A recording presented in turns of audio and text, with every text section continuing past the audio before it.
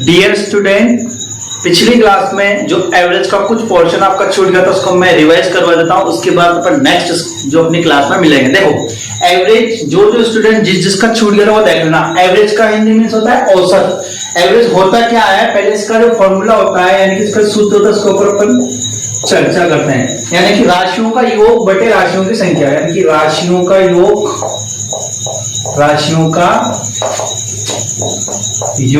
बटे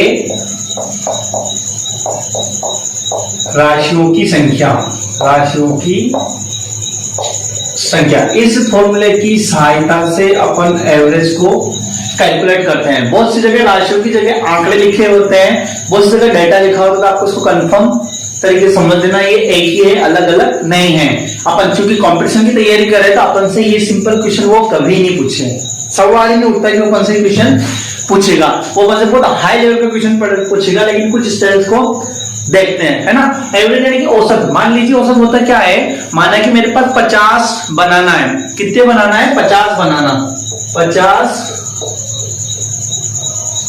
50 बनाना है और मेरे को ये 50 बनाना 10 जो बच्चे हैं, चाइल्ड है, मेरे को उनमें ये 50 बनाना अगर मेरे को डिस्ट्रीब्यूट करने हैं तो उसके लिए एक बच्चे के हिस्से में कितने बनाना आएंगे। तो उसके लिए मैं क्या करूंगा, 50 बनाना को 10 से डिवाइड करूंगा, यानी कि 5, यानी कि एक बच्चे के कितने बनाना आएंगे? 5। बस यही एवरेज है, एवरेज पॉइंट में हो सकता है। ठीक है, शुरू करते हैं। मैं एक तो क्वेश्चन आपको बता देता हूं, बेसिकली से आपको समझ में आ जाएगा। उसके बाद अपन कुछ और एक्स्ट्रा स्टार्ट करते हैं। ऐसा सिंपल क्वेश्चन कभी एक पेपर में नहीं आएगा, बेसिकली आपके नॉलेज के लिए बता रहा हूं। देखो, तो इसके लिए अपन क्या करेंगे, 1 2 3 4 5 और 6 एक क्वेश्चन ऐसा दिया गया अपन को, क्वेश्चन संख्या 1 3 5 7 9 और 15 का औसत क्या होगा। तो अपन को इसको सोल्व करना है। तो पहले अपन इसको सोल्व करेंगे, है ना। अपन डायरेक्ट लिखेंगे। देखो 1 2 3 4 5 6 टोटल नंबर कितने अपने पास? 6। संख्या कितनी है? 6। तो यहाँ पर 6 लिखेंगे। अब इनको जोड़ के लिखेंगे। तो अभी एक बार मैं आपके लिए जोड़ के लिख रहा हूं, 1 plus 3 plus 5 plus 7 plus 9 plus 15। तो देखो 15 और 5 20, 9 29 10 30, 7 और 3 40। तो कितना हो गया? 40 बटे 6 यानी कि 36। तो 36 कितना आया? 6 आया।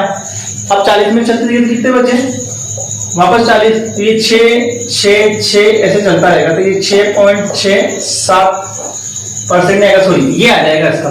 तो इसका औसत कितना है? 6.67 आया समझ में आपको कुछ किस प्रकार से इसका क्वेश्चन आता है ना। तो इस प्रकार से अपन इसको ज्ञात कर सकते हैं।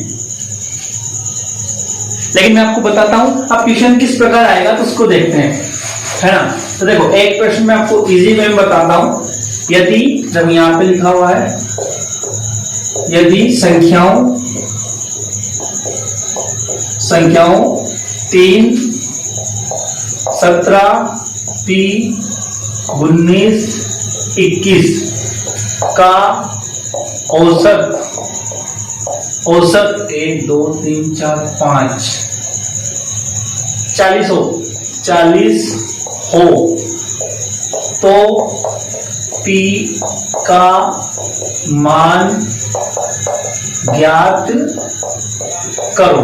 यानी कि अगर इन नंबर से औसत 40 हो तो P का मान अपन क्या करना है?